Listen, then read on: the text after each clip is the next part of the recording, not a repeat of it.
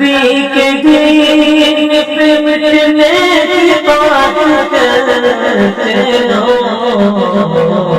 حسین جیسا کلیجہ اعوذ باللہ من الشیطان الرجیم، بسم اللہ الرحمن الرحیم، والنجم اذا ہوا ما ضل صاحبكم وما غوى وما ينطق عن الهوى إن هو إلا وحي يوحى علمه شديد القوى ذو مرة فاستوى وهو بالأفق الأعلى ثم دنا فتدلى فكان قاب قوسين أو أدنى فأوحى إلى عبده ما أوحى ما كذب الفؤاد ما رأى أفتمارونه على ما جرى ولقد رآه نزلة أخرى عند سدرة المنتهى۔ سورۃ النجم مکیہ، سورہ نجم مکہ میں اتری ہے۔ اس میں 62 آیتیں اور 3 رکوع۔ بسم اللہ الرحمن الرحیم، شروع کرتا ہوں اللہ کے نام سے جو بڑے مہربان نہایت رحم والے ہیں۔ والنجم اذا ہوا، قسم ہے ستارے کی جب وہ ڈوبنے لگے۔ ما ضل صاحبکم وما غوى، تمہارے یہ ساتھی، ساتھ میں رہنے والے یعنی محمد صلی اللہ علیہ وسلم نہ راستے سے ہٹے اور نہ گمراہ ہوئے۔ وما ينطق عن الهوى، اور یہ اپنی طبیعت سے اور خواہش نفس سے نہیں بولتے۔ ان هو الا وحی یوحی، جو بھی یہ بولتے ہیں وہ اللہ کی طرف سے وحی ہوتی ہے جو آپ کے قلب پر ڈالی جاتی ہے۔ علمہ شدید القویٰ، ان سب باتوں کو سکھلاتا ہے ایک فرشتہ جس کا نام جبریل ہے، جو شدید قوت والا، طاقت والا ہے، ذو مرۃ، مضبوطی والا ہے، فاستویٰ، تو وہ پوری طریقے سے سامنے آیا، وَهُوَ بِالْأُفُقِ الْأَعْلَى، اور وہ افق اعلیٰ بلند آسمان کے کنارے پر تھا۔ ثم دنا، پھر وہ فرشتہ قریب آیا، فتدلی، پھر اور قریب آیا، یعنی جبریل علیہ السلام اور قریب آئے۔ فکان قاب قوسین او ادنی، تو آپ 2 کمانوں کے درمیان کی دوری یا اس سے بھی قریب آ کر پہنچ گئے، قریب آ گئے۔ فأوحى إلى عبده ما أوحى، تو جبریل نے اللہ کے بندے کو وہ پیغام سنایا جو اللہ کی طرف سے پیغام سنانا تھا۔ ما كذب الفؤاد ما رأى، نہ دل نے جھٹلایا جو کچھ دیکھا۔ أفتمارونه على ما يرى، تو کیا تم لوگ اس میں شک کرتے ہو جو نبی نے دیکھا ہے۔ وَلَقَدْ رَآهُ نَزْلَةً أُخْرَى، اور حضور نے جبریل علیہ السلام کو ایک مرتبہ اور اترتے ہوئے اصلی شکل میں دیکھا ہے۔ عند سدرۃ المنتہی، اور سدرۃ المنتہی کے پاس بھی دیکھا ہے۔ عندہا جنت المأویٰ، سدرۃ المنتہی کے پاس ہمیشہ رہنے کی جنت ہے۔ اذ یغشی السدرۃ ما یغشی، یاد کرو وہ وقت جب سدرۃ المنتہی پر فرشتے چھا رہے تھے، جیسے بھی زیادہ تعداد میں چھا رہے تھے۔ ما زاغ البصر وما طغى، نگاہ نے وہاں سے صحیح دیکھا، نگاہ نہ ہٹی اور نہ نگاہ دور ہوئی۔ لقد رأى من آیات ربہ الکبریٰ، محمد صلی اللہ علیہ وسلم نے معراج میں اپنے پروردگار کی بڑی بڑی نشانیاں دیکھی۔ افرأیتم اللات والعزیٰ، تو بھلا بتلاؤ تمہارے یہ معبود جن کا نام لات ہے، عزیٰ ہے، ومناۃ الثالثۃ الاخریٰ، اور ایک تیسرے معبود کا نام منات ہے، یہ تو کچھ بھی نہیں کرتے، اور تمہارا رب معراج میں محمد کو بلاتا ہے۔ الکم الذکر ولہ الانثیٰ، تو کیا تمہارے لیے تو نرینہ اولاد اور اللہ کے لیے بیٹیاں؟ تلک اذا قسمۃ ضیزیٰ، یہ تو بڑی گھونڈی تقسیم ہے۔ ان ہی الا اسماء سمیتموها انتم وآباؤکم، یہ چند نام ہیں، خدا نہیں ہیں۔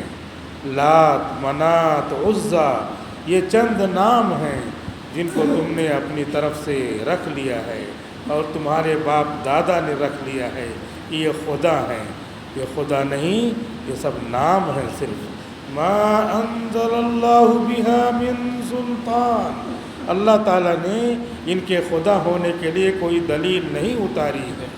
ان یتبعون الا الظن، یہ صرف کفار مکہ اپنے گمان کی، اپنے خیال کی اتباع کر رہے ہیں۔ وما تہوی الانفس، اور جو کچھ ان کے دل میں آ رہا ہے اس کی پرستش کر رہے ہیں۔ وَلَقَدْ جَاءَهُم مِّن رَّبِّهِمُ الْهُدَىٰ، جبکہ ان کے پروردگار کے پاس سے آخری ہدایت نامہ قرآن کریم محمد الرسول اللہ صلی اللہ علیہ وسلم کے ذریعے آ چکا ہے۔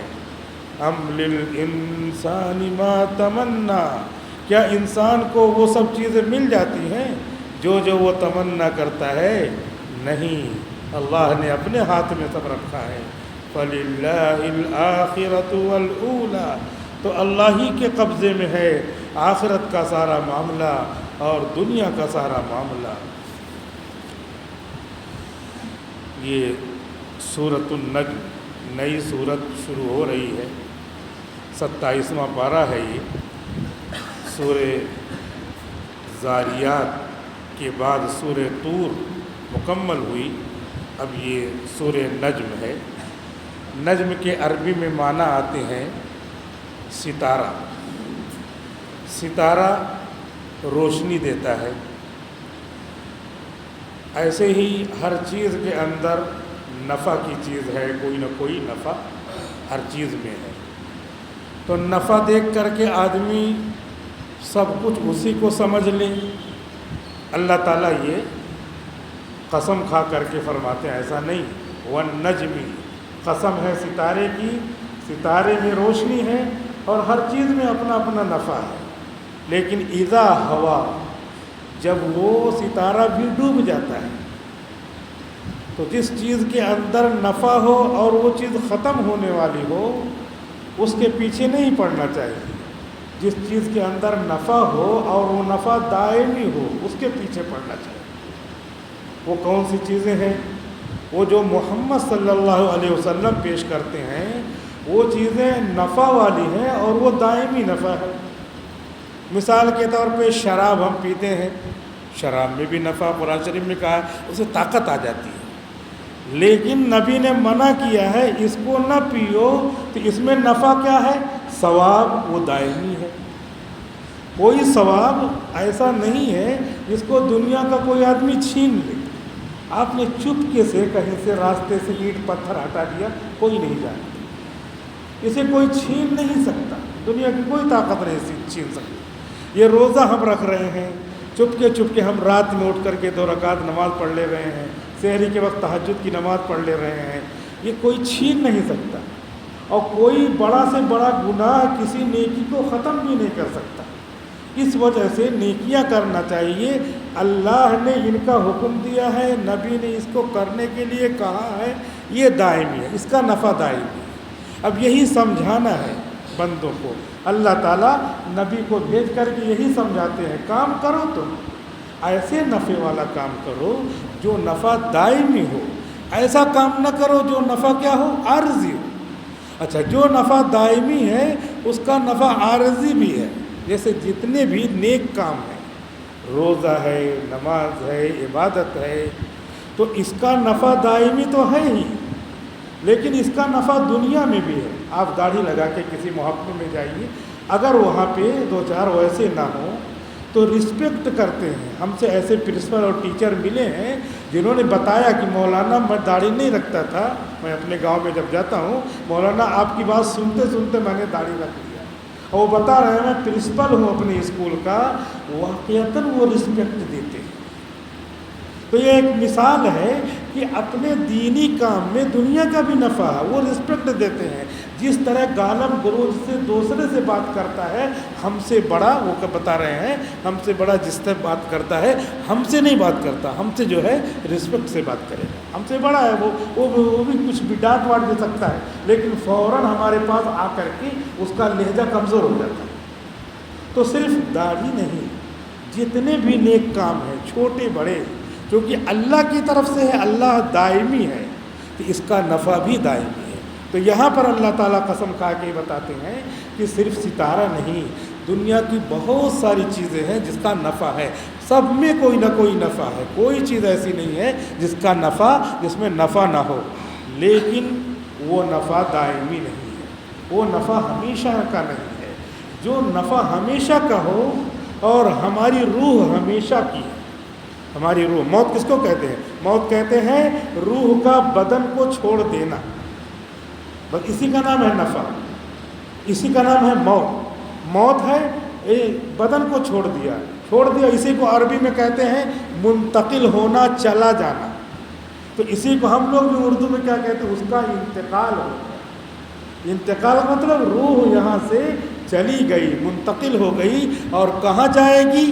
اللہ تعالیٰ کے یہاں جا کے رکھی رہے گی. اس کا ہم نے مقام آپ کو کئی مرتبہ بتایا. اچھی روح ہے تو وہ جا کر کے علیین میں رہتی ہے, بری روح ہے تو وہ جا کر کے سجین میں رہتی ہے, لیکن وہ رہتی ہے. پھر جب اللہ تعالیٰ سور پھونکنے کو کہیں گے اور آدمی اپنے بدن کے ساتھ آئے گا اٹھ کر کے, جس کا بدن ادھر ادھر ہو گیا اور راکھ ہو گیا, وہ سب اجزاء اللہ تعالیٰ جوڑ دیں گے, بدن تیار ہو جائے گا, اور پھر روح اس کی وہاں سے سجین سے اٹھ کر کے بدن کے ساتھ وابستہ ہو جائے گی, اپنے بدن میں جائے گی. کتابوں میں لکھا ہے حدیث شریف کی روشنی میں کہ روح کی بھی ایک شکل ہے, تو وہ جو ہے جو ہمارے بدن کی شکل ہے وہی شکل روح کی بھی ہے.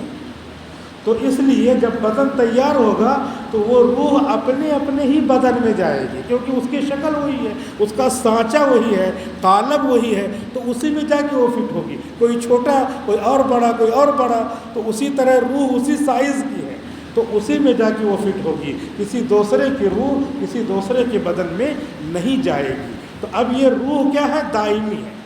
جو نیک اعمال ہیں وہ نیک اعمال دائمی ہیں, تو روح کے لیے نیک اعمال ہی سوٹ کرتے ہیں, برے اعمال نہیں سوٹ کرتے. کیونکہ برے اعمال کیا ہیں؟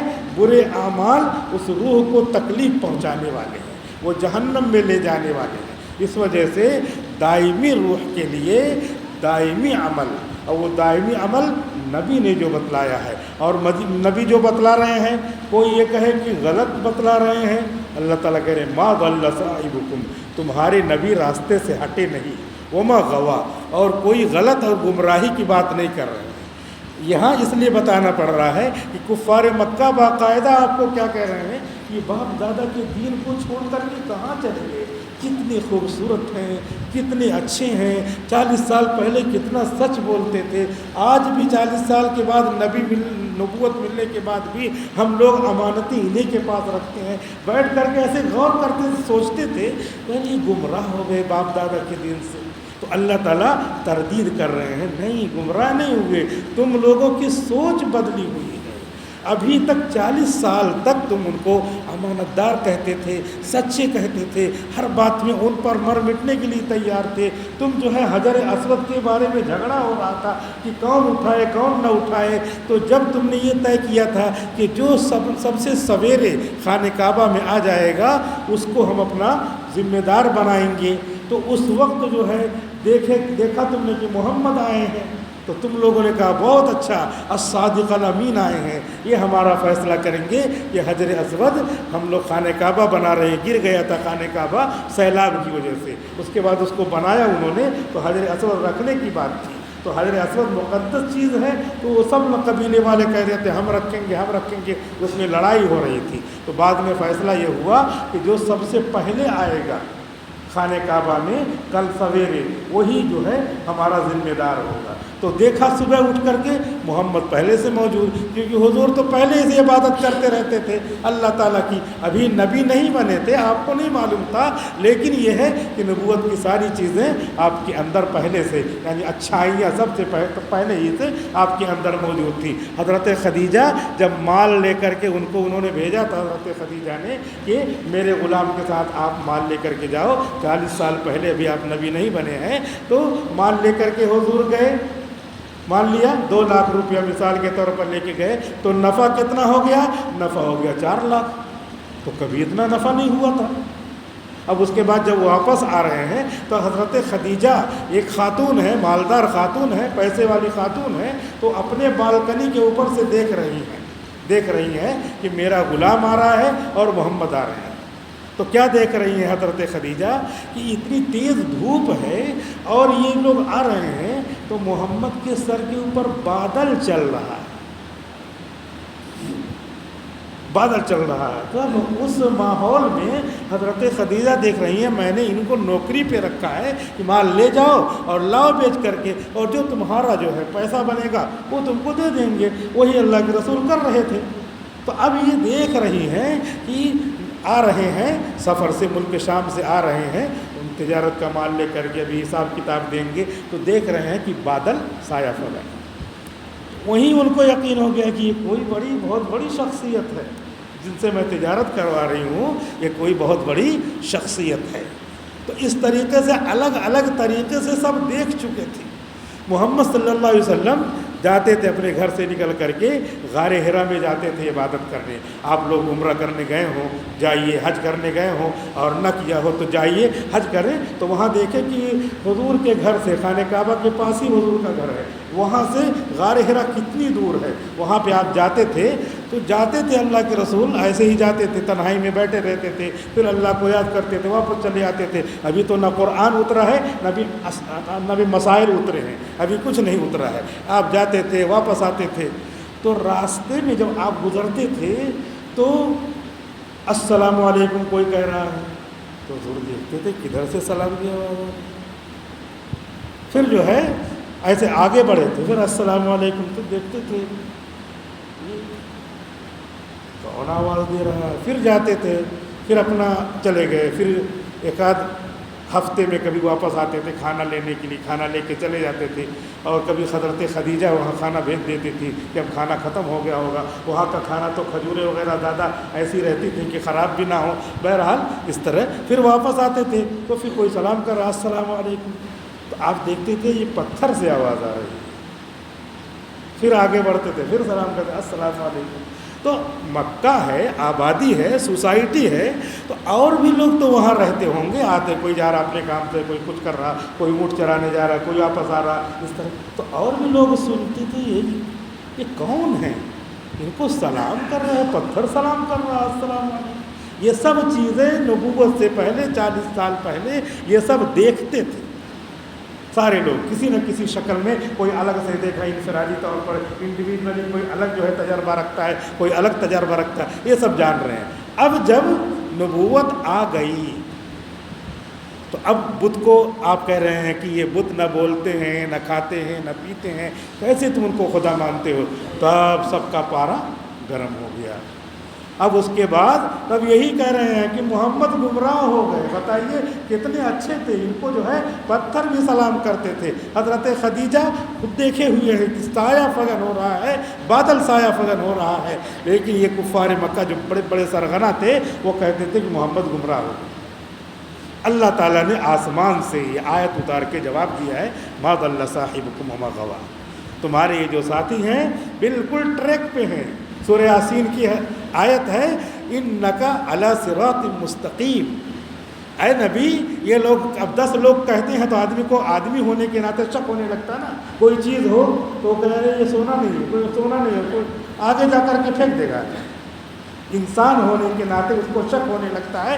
صحیح چیز ہو 10 لوگ کہہ رہے ہیں یہ غلط ہے, یہ غلط ہے, یہ غلط ہے. جیسے آج کل کا ماحول ہے, کیا ہے, بابر کو لکھ کر کے لگایا ہے بابر شوچالے, ایسے لگا رہے ہیں.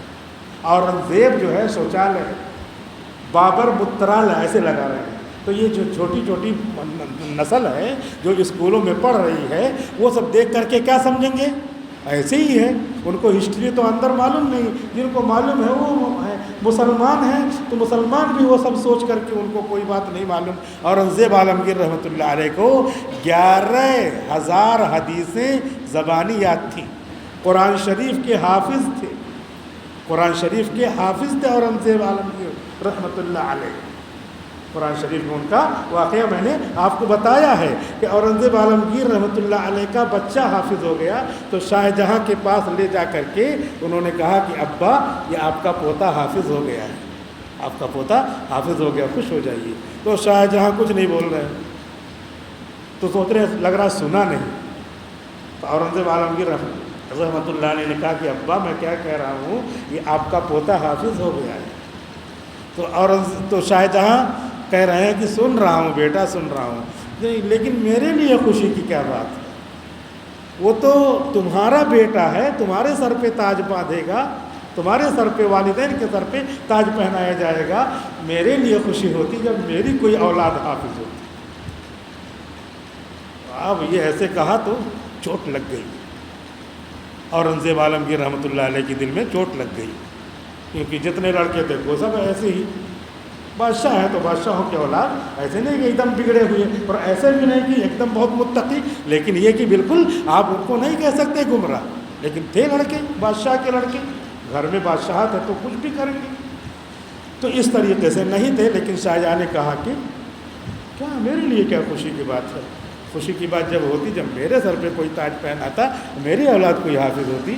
اورنگزیب عالمگیر رحمۃ اللہ علیہ اپنے لڑکے کو لے کر کے چلے آئے, اور اس کے بعد ابا سے ملنا بند کر دیا, بالکل ملاقات نہیں کی. اور ملاقات نہیں کیا, اس کے بعد 3 سال کے بعد ابا کے پاس آ کر کے ملاقات کیا, اور ابا سے کہہ رہے ہیں ابا اب آپ کے سر پہ بھی تاج پہنایا جائے گا. آپ کا بیٹا اورنگزیب بھی حافظ ہو کر کے آ گیا ہے. گئے, اور اس وقت ہندوستان, پاکستان, بنگلہ دیش جو متحدہ ہندوستان کہتے ہیں وہ اس کی حکومت اورنگزیب عالمگیر رحمۃ اللہ علیہ کے ہاتھ میں اکیلے. تبھی تو ان لوگوں کو جمتا نہیں ہے نا, 49-50 سال تک حکومت کر رہے ہیں, اور حکومت اس درمیان میں بادشاہ ہے, اس درمیان میں قرآن کریم حفظ کیا ہے. اور آج بھی احمد نگر میں جا کر کے دیکھ لیجئے, مسجد ہے, مسجد کے بغل میں ایک گوشہ ہے, چھوٹا سا کمرہ ہے جو تہخانہ ہے, اسی تہخانے میں بیٹھ کر کے روزانہ یاد کرتے تھے. فجر سے پہلے ایک وقت مقرر کر لیا تھا, اس وقت میں یاد کرتے تھے. بس اس وقت میں وہی کام کرنا ہے. کوئی بھی بڑا سے بڑا کام کرنا ہو, کوئی بھی مشغول سے مشغول شخص ہو, اس کا طریقہ یہ ہے کہ کاموں کا ٹائم مقرر کر لیں, کام ہوگا, سب کام ہوگا. یہ نہیں کہہ سکتے میں بہت بزی ہوں, میں بہت مصروف ہوں, کیسے کام ہوگا. کوئی کام آپ کرنا چاہیں تو چاہے کم ہی کیجیے, لیکن اس کا ٹائم مقرر کر لیجئے, میں یہ کام 10 منٹ کے لیے کروں گا, تو کام ہو جائے گا. بادشاہ ہے, ہندوستان, پاکستان, بنگلہ دیش اور نیپال اور کیا کیا سارے جو ہے مملکت کا وہ مالک ہے. اور جو ہے جنگیں بھی ہو رہی ہیں, شیواجی وغیرہ سے کیا کیا سب جنگیں چل رہی ہیں, آپ لوگ سن رہے ہیں, دیکھ رہے ہیں, وہ سب ہو رہی ہے. لیکن اس کے ساتھ ساتھ حفظ بھی کر رہے ہیں. 3 سال کے اندر اپنی ابا سے ملے اور کہنے لگے کہ ابا آپ بھی خوش ہو جائیے، اب آپ کا بیٹا کیا ہے، حافظ قرآن ہو کر کے آ گیا ہے۔ تو بات کہاں سے کہاں چلی گئی، یہ بتانا تھا کہ محمد الرسول اللہ صلی اللہ علیہ وسلم ان گلیوں میں کوچوں میں گھومتے تھے تو ماحول جانتا تھا آپ کو، لیکن جیسے ہی آپ نے نبوت کا دعویٰ کیا اور کہا کہ یہ بت کچھ کام نہیں کرتے، نہ بولتے ہیں، نہ کھاتے ہیں، نہ پیتے ہیں، تمہاری کیا مدد کریں گے، تو ان کو جو ہے غصہ آ گیا اور کہنے لگے یہ کیا ہو گیا محمد کو کہ اپنے راستے سے ہٹ گئے۔ اللہ تعالیٰ نے نازل کیا ما ضل صاحبکم وما غویٰ، تمہارے یہ ساتھی راستے سے ہٹے نہیں ہیں، گمراہ نہیں ہوئے ہیں، تم ابھی بھی اپنی امانتیں ان کے پاس رکھتے ہو، تو کیسے یک بارگی 40 سال کے بعد کیسے ہی غلط بہکی باتیں کریں گے، تمہارے دماغ میں خلل ہے، ان کے دماغ میں خلل نہیں ہے۔ ما ینطق عن الہویٰ، وہ اپنی طبیعت سے کچھ بولتے ہی نہیں ہیں، ان کے پاس فرشتہ آتا ہے، ان ہوا الا وحی یوحیٰ، وہ وحی بھیجتا ہے، فرشتہ شدید القویٰ۔ کوئی کہے فرشتہ اور شیطان دونوں نظر نہیں آتے، شیطان کچھ باتیں فرشتے کے دل میں ڈالتا ہوگا، اللہ تعالیٰ کرے شدید القویٰ، بہت طاقتور ہیں فرشتے، سارے فرشتوں کے سردار ہیں جبریل علیہ السلام، ان کو کوئی بات دوسرا نہیں ان کے دل میں ڈال سکتا، بالکل پکا ہے قرآن، اس کی باتیں پکی ہیں، جو کچھ آپ کو سنایا ہے وہی، جو کچھ نماز میں ہے، روزے میں ہے، حج میں ہے، زکوٰۃ میں ہے، چھوٹی سے چھوٹی بات اور بڑی سے بڑی بات، یعنی مشکل سے مشکل بات اور آسان سے آسان بات، جیسے ہم نے آپ کو بتایا ناخن کاٹنے کا طریقہ، یہ طریقہ بھی وہیں سے منقول ہو کے آیا ہے، چھوٹی بات اور بڑی سے بڑی بات کہ کون سی چیز آدمی کرے گا تو کافر بن جائے گا، مسلمان ہو جائے گا، مشکل سے مشکل مسئلہ جس کو سمجھنے کے لیے ہفتہ چاہیے، مہینہ چاہیے، وہ باتیں، یہ باتیں سب ساری باتیں کیا ہیں، اللہ کے رسول سے منقول ہیں اور یہاں تک پہنچی ہیں، اس میں کوئی شیطانی ملاوٹ نہیں ہے، اور جہاں ملاوٹ ہوتی ہے وہاں علماء بتا دیتے ہیں، وہی علماء جو بتاتے ہیں کہ یہ بات ملاوٹ کی آ رہی ہے، اسی کا نام ہوتا ہے بدعت، نئی بات ہے، یہ دین میں ملائی ہوئی ہے، اس کو اپنے سے نہ کیجیے، شیطان دشمن ہے، دوست نہیں ہے۔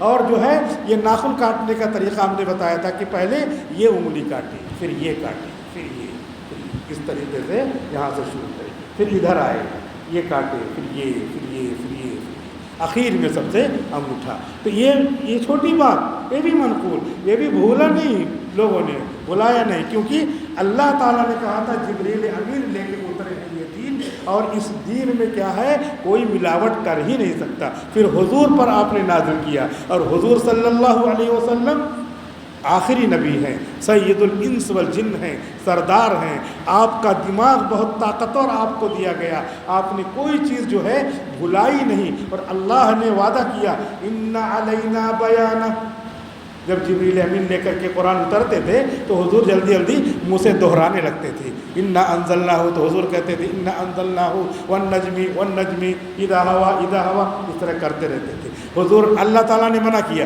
لا تحرک بہ لسانک، اپنی زبان مت ہلاؤ، لتعجل بہ، کہ جلدی جلدی لینے کہیں بھول نہ جائیں، اے اللہ کے رسول آپ مت ہلاؤ، ان علینا بیانہ، ان علینا جمعہ، میرے ذمے ہے آپ کے دل میں اس کو جمع کر دینا، وہ قرآن پھر پڑھا دینا میرے ذمے ہے، ان علینا بیانہ، پھر اس کی تشریح کرانا، اے اللہ کے رسول آپ پریشان نہ ہوئیے، میرے ذمے ہے، اس کی میں تشریح کرا دوں گا، سب میں نے جب ذمہ داری لیا ہے تو اس میں کوئی کمی بیشی نہیں، اسی وجہ سے خدا نے ذمہ داری لی ہے، اسی وجہ سے مسلمانوں کا کوئی بال بیکا کر نہیں پا رہا ہے، ہر جگہ جو ہے پوری طریقے سے پوری طاقت مل کر کے ختم کرنا چاہ رہے ہیں، لیکن جب اللہ نے جو دین دیا ہے وہی دین ہم سینے میں لگائے ہیں، تو اس دین کی حفاظت کا اللہ نے وعدہ کیا ہے، تو وہ سینے میں ہمارے ہے، ہماری بھی حفاظت آٹومیٹک ہوگی۔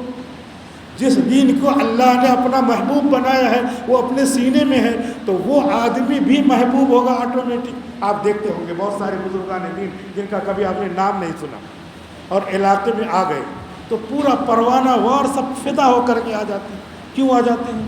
اس لیے کہ وہ دین جو اللہ نے دیا ہے وہ ان کے سینے میں ہے، عمل سے، اعضاء و جوارح سے، ہاتھ پاؤں آنکھ ناک کان ہر جگہ سے سیرت رسول صلی اللہ علیہ وسلم ان کے اعضاء سے گویا کہ بولتی ہے، تو اللہ کا محبوب دین ان کے ذات میں ہے تو وہ بھی محبوب ہو جاتے ہیں۔ اسی وجہ سے ہر شرابی کبابی گنہگار سوچتا چلو اپنا کم سے کم دیدار تو کر لیں اتنے بزرگ کا. کیوں؟ وجہ کیا ہے؟ وجہ یہ ہے کہ وہ دین محبوب ہے، تو جو دین اپنے سینے سے لگائے گا وہ بھی محبوب ہوگا. جو نماز اپنے سینے سے لگائے گا، عمل کرے گا، وہ بھی محبوب ہوگا. نماز کے چھوٹے بڑے مسئلے جو سیکھے گا وہ بھی محبوب ہوگا. چھوٹا مسئلہ ہو، بڑا مسئلہ ہو، آسان ہو، مشکل ہو، سب چیزیں سیکھتے چلتے پھرتے عمل کرتے کراتے، چھوٹا تو چھوٹ گیا توبہ کرتے، اس طرح زندگی گزارتے چلنا ہے تو اللہ کے محبوب ہم بھی بنیں گے. اور اللہ تعالیٰ محبوب تو رکھتا ہی رکھتا ہے، چاہے اس انداز سے رکھے کہ ہم کو شہید کرا کر کے ہم کو جنت دی. آپ دیکھتے ہوں گے کبھی کوئی مسئلہ ہو گیا، کوئی اور بات ہو گئی، تو وہ آدمی جو کبھی مسجد کے قریب نہیں ہے وہی کیا کرتا ہے، وہی سب سے آگے رہتا ہے، اور پتہ چلا اس کے سینے پہ گولی لگ گئی، شہید ہو گیا. ارے فلاں مر گیا. تو وہ کیوں مر گیا؟ وہ سب سے پہلے آگے آ رہا تھا، جب دین کے اوپر آ جا رہی تھی سب سے پہلے آگے آ رہا تھا. حضرت حکیم الاسلام قاری طیب صاحب رحمۃ اللہ علیہ، جن کا قصہ کل میں نے سنایا تھا، وہ فرماتے ہیں کہ اللہ تعالیٰ کو سارے ایمان والے محبوب ہیں. کسی کو عمل کرا کے جنت میں لے جاتے ہیں، کسی کو جلدی سے دین کے نام پر شہید کرا کے جنت میں لے جاتے ہیں. جنت اللہ تعالیٰ نے انہی ایمان والوں کے لیے بنائی ہے، لہذا قدر کرنی چاہیے کہ کم سے کم ایمان والے کے گھر میں ہم لوگ پیدا ہو گئے، اور اللہ نے ایسا ایمان دیا، ایسا دین دیا کہ جو اللہ کو محبوب ہے، اور ایسے فرشتے کے ذریعے پہنچوایا ہے جس فرشتے کے بارے میں کہا ہے ذو مرۃ، طاقت والا ہے. اور وہ حضور صلی اللہ علیہ وسلم کے سامنے اصلی شکل میں آیا تو حضور نے دیکھا حضرت جبریل کے 100 بازو. اب 100 بازو دیکھیں، 2-3 بازو دیکھ لیں کسی کے تو ویسے ہی جو ہے حالت خراب ہو جاتی. 100 بازو پھیلایا اللہ کے رسول نے دیکھا. ثم دنا، پھر وہ قریب ہوئے فرشتے، فتدلى، اور قریب ہوئے، پھر بالکل قریب آ کر کے بیٹھ گئے. اور اس کے بعد اللہ نے جو پیغام بھیجا تھا نبی کو وہ پیغام سنایا، اور نبی نے وہ یاد کر لیا. یہ سارے پیغام 6236 آیتیں یہ الگ الگ موقعوں پر اللہ کے رسول کے پاس جبریل امین لاتے رہتے تھے. لہٰذا افتمارونہ علی ما یری، کیا تم کو شک ہے کہ نبی نے جبریل کو دیکھا ہے؟ نہیں، ایمان والوں کو تو شک نہیں ہے. لیکن بڑے بڑے ایجوکیٹڈ لوگ جو بہت زیادہ قابل ہو جاتے ہیں وہ اعتراض کرتے رہتے ہیں کہ جو ہے وہی کوئی چیز نہیں ہے، نبی کوئی چیز نہیں ہے، بلکہ یہ آپ کے خیالات ہیں. کوئی بہت زیادہ جو ہے مائنڈڈ ہے، کتابیں لکھتا ہے، تو اس پر بھی کیا کرتا ہے، لب گشائی کرتا ہے، قلم چلاتا ہے. وہ کہتا ہے آپ کے یہ خیالات ہیں، کوئی خاص بات نہیں، نہ کوئی فرشتہ ہے، نہ نبی ہے، کچھ نہیں ہے، بس یہ ہے کہ وہ ایک اعلیٰ انسان تھے. تو ایسے لوگ جو ہے انہی کو کہا جاتا ہے ملحد، انہی کو کہا جاتا ہے مرتد. جیسے اپنے اس میں تسلیمہ نسرین وغیرہ، سلمان رشدی وغیرہ، ان لوگوں نے اپنی تحقیقات پیش کیا، تو اپنی تحقیقات پیش کیا. آپ کا اس میں کوئی کام نہیں، علماء کا کام ہے. علماء سمجھتے ہیں اور وہیں جواب دے دیتے ہیں. ہمارا اور آپ کا کام ہے سیدھا دین. نماز ہے، پڑھنے کے لیے آ گئے. کب آئے؟ شروع میں آ گئے تو تکبیر اولیٰ پا گئے.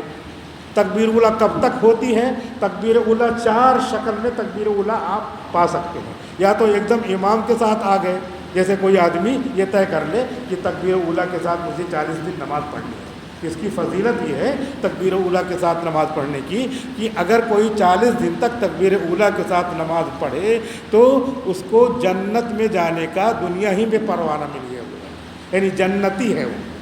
تو اب کوئی آدمی یہ فضیلت سن کر کے اس نے سوچا کہ مجھے تکبیر اولیٰ کے ساتھ نماز پڑھنی ہے.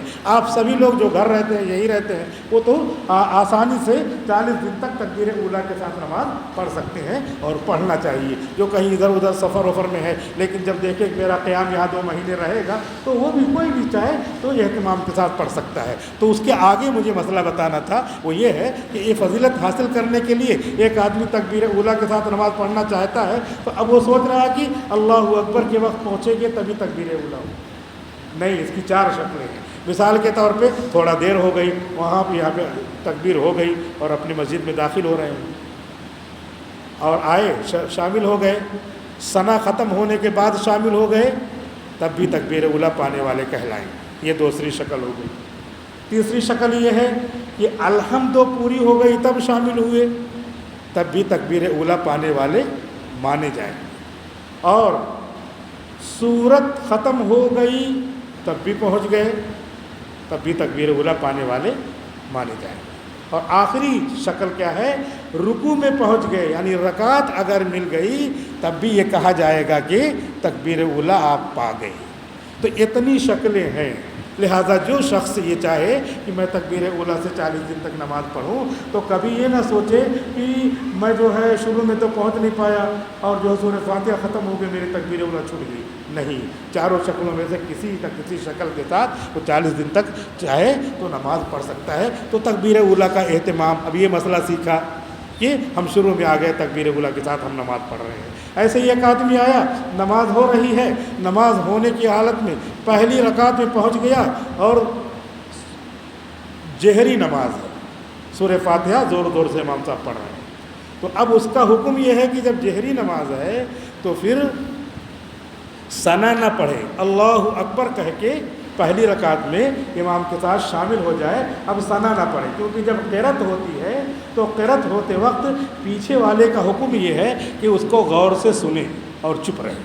دو حکم ہے، فَاسْتَمِعُوا وَأَنصِتُوا، غور سے سنو اور چپ رہو، یہ دو حکم ہے. لہٰذا اب جب امام صاحب پڑھ رہے ہیں تو پھر ہمارا کیا کام ہے؟ ہمارا یہ کام ہے اللہ اکبر کہا اور اس کے بعد اب ثنا بھی نہیں پڑھیں گے بلکہ چپ رہیں گے اور ان کی قرأت سنیں گے.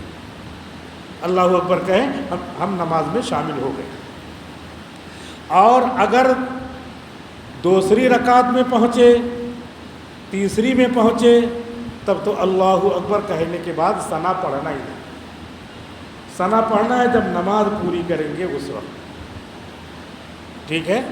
اور اگر ظہر کی نماز ہے، سری نماز میں پہنچے، سری نماز میں پہلی رکعت ہی میں پہنچ گئے، دیر میں تھوڑا پہنچے، جیسے میں نے آج تھوڑا لمبی صورت پڑھی تھی تو وہ لمبا قیام ہو گیا، کیونکہ وہ لمبی صورت پڑھنا جو ہے سورہ حجرات سے لے کر کے سورہ بروج تک کے بیچ میں پڑھنا یہ مسنون ہے ظہر میں. تو میں نے تھوڑا لمبی پڑھی تو وہ مسنون ہو گئی، کیونکہ ہماری مسنون ہوگی تو آپ سب لوگوں کی مسنون ہوگی. جتنا اچھی نماز امام کی ہوگی اتنے اچھی نماز مقتدیوں کی ہوگی. تو ہم نے وہ لمبی پڑھی. اب ایک آدمی آیا سورہ فاتحہ پڑھا اور لمبی ہے، دیر میں آیا اللہ اکبر کہا، تو اب قرأت تو چل رہی ہے لیکن آہستہ آہستہ چل رہی ہے. تو سری نماز میں ثنا پڑھا جائے گا پہلی رکعت میں اگر پہنچ گئے، ثنا پڑھا جائے گا اگر پہلی رکعت میں پہنچ گئے. مغرب میں پہنچے تو قرأت چالو ہے تو نہیں پڑھیں گے ثنا. عشاء میں پہنچے قرأت چالو ہے تو ثنا نہیں پڑھیں گے پہلی رکعت میں. اور ظہر میں عصر میں قرأت چالو ہے لیکن آہستہ ہے تو پھر کیا کریں گے؟ ثنا ہم پڑھ لیں گے. نماز شروع کر رہے ہیں اللہ اکبر اور اس کے بعد پھر ثنا پڑھیں گے. اعوذ باللہ بسم اللہ جو سورہ فاتحہ پڑھتا ہے اس کے ذمہ، اپنے ذمہ نہیں ہے، اپنے ذمہ اب خاموش رہ کر کے سننا ہے. تو اب یہ کیا ہے؟ یہ دین کی بات ہے. تو جتنا طاقت دین میں ہے اس کے جز میں بھی وہی طاقت ہے. پورے دین میں جو طاقت ہے اس کے اجزاء میں بھی وہی طاقت ہے. وہی سونا ہے پورا 1 تولہ اور اس کے بعد اس میں کا ایک تھوڑا سا حصہ وہ بھی سونا ہی تو کہلائے گا. اس لیے پورا دین جو برکت والا ہے اس کا ایک ایک مسئلہ بھی برکت والا ہے، کیونکہ پورا دین کیا ہے؟ گولڈ ہے. نبی نے ہم کو سنایا ہے اور 1400 سال سے لے کر کے اب تک آ رہا ہے، اس میں کوئی تبدیلی نہیں ہوئی، کیونکہ اللہ نے کیا ہے؟ اس کا وعدہ کیا ہے کہ اس میں کوئی تبدیلی نہیں ہوگی، یہ دین محفوظ رہے گا. تو ایسے ہی اس کے مسئلے ہم کو سیکھتے رہنا ہے اور جانتے رہنا ہے. اسی طرح سے ایک مسئلہ یہ ہے کہ آج کل تراویح چل رہی ہے، تو تراویح میں کبھی کبھی ایسا ہوتا ہے کہ کوئی آدمی 4 رکعت تراویح کے بعد پہنچا. ابھی تو کم، جب جو ہے چھوٹی تراویح ہوتی ہے تو اس میں زیادہ دیر ہی میں پہنچتے ہیں لوگ. لیکن ابھی بھی کوئی اتفاق ہے، کوئی ایسا نہیں چاہتا کہ دیر میں پہنچے، لیکن اتفاق سے 4 رکعت اس کی ہو گئی. تو عام طور پہ مسجدوں میں یہ دیکھا جاتا ہے کہ وہ پہلے اپنی 4 رکعت پڑھ لیتا ہے فٹافٹ اور اس کے بعد پھر شامل ہوتا ہے. یہ طریقہ نہیں. طریقہ کیا ہے؟ وہ جب آیا 4 رکعت ہو گئی تو 16 رکعت امام کے ساتھ جیسے چل رہا ہے ویسے پڑھ لیں. 4 رکعت چھوٹی ہوئی اپنی، اور اس کے بعد امام صاحب فوراً وطر پڑھائیں گے تو وطر بھی امام کے ساتھ پڑھ لے. وطر بھی امام کے ساتھ پڑھ لے. وطر پڑھ لیا اور اس کے بعد لوگ نفل پڑھیں گے. ہم کیا کریں؟ ہم وہ چھوٹی ہوئی تراویح سنت کی نیت سے، سنت تراویح کی نیت سے ہم 2 رکعت پھر 2 رکعت 2 رکعتیں پڑھی جاتی ہے. اگر کسی نے 4 رکعت پڑھ لی تو کم ثواب ہے لیکن ہو جائے گی. لیکن 2 رکعت پڑھی جائے گی. 2 رکعت پڑھ کر کے ہم نے قضا کر لی. یہ اس لیے مسئلہ بتایا کہ بہت ساری جگہوں پہ ایسا ہے کہ جو لوگ جو ہے تو بہت سارے لوگ وطر چھوڑ دیتے ہیں، اپنی وہ قضا کرنے لگ جاتے ہیں 4 رکعت، اور ادھر وطر بھی جماعت کے ساتھ چھوٹ گئی۔ تو رمضان کا مہینہ ہے، رمضان کے مہینے میں ہمارے لیے فضیلت کی چیز ہے کہ وطر کو جماعت سے پڑھنے کو مل رہا ہے، رمضان میں جماعت کے ساتھ ہی ہوتی ہے، تو وہ جماعت نہ چھوڑیں، جماعت کے ساتھ وطر پڑھ لیں، اور اس کے بعد پھر اپنی چھوٹی ہوئی جو تراویح ہے اس کو الگ سے انفرادی طور پر پڑھ لیں۔ تو اس طریقے سے تراویح کے لیے مسئلہ ہے۔ اور تراویح کے لیے عورتیں اگر تراویح پڑھنا چاہیں، عورتیں اگر تراویح پڑھنا چاہیں اور کوئی عورت پڑھانا چاہے اور وہ حافظہ ہے تو عورت تراویح نہیں پڑھا سکتی۔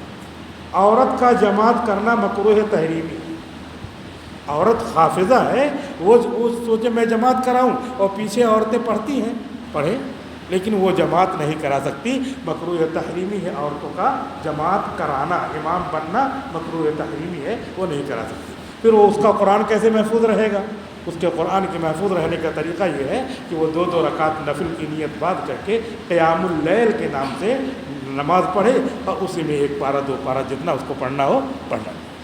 اور ویسے امام کے پیچھے کوئی جو ہے عورت نماز پڑھنا چاہے تو امام پیچھے پڑھ سکتی ہے، جیسے وہاں پر نماز ہوتی ہے، کہیں کنارے کمرہ وغیرہ بنا دیا، عورتیں پردے کے ساتھ آئیں وہاں پڑھیں، یا گھر میں ہے ایک امام نماز پڑھا رہا اور مرد نماز پڑھ رہے ہیں اور وہیں پر کنارے جو ہے پردے سے وہ بھی نیت باندھ لیں، تو اس طریقے سے عورتیں تراویح کی نماز پڑھ سکتی ہیں۔ لیکن اس کا مسئلہ یہ ہے کہ عورتوں کا اکیلے تراویح پڑھنا جماعت سے پڑھنے سے افضل ہے۔ کیوں؟ اس لیے افضل ہے کہ عورتوں کے بچے رہتے ہیں، بچوں کی نگرانی کرنا فرض ہے، اور تراویح سنت مؤکدہ ہے، تو سنت مؤکدہ میں مشغول رہ کر کے فرض کی کوتاہی کریں گی، ادھر وہ چلا رہا ہے، ادھر اس نے پیشاب کر دیا، ادھر کچھ اور ہو گیا۔ تو شریعت اس طریقے سے تربیت کرنا، بچوں کی پرورش کرنا، یہ بھی دین ہے۔ جیسے روزہ فرض ہے ایسے تربیت بھی فرض ہے۔ عورتیں بہت سارا ثواب اپنی لائن سے پاتی ہیں، آپ یہ کہہ رہے ہیں وہ امامت نہیں کرا سکتی، کیوں؟ ان کو ثواب نہیں چاہیے، وہ تربیت کر کے فرض کا ثواب حاصل کرے نا، شریعت تو ثواب دے رہی ہے۔ ایسا نہیں، یہ اس لیے بتا رہے ہیں کہ بہت سارے اعتراضات بھی لوگ کرتے ہیں اور مستقل مسئلہ چلتا ہے کہ عورتوں کو مسجد میں لانا پڑے گا، آپ وہ امامت کروائیں گی، فلاں ملک میں عورتیں امامت کرواتی ہیں۔ یعنی اصل کیا ہے؟ دین کو بگاڑنا۔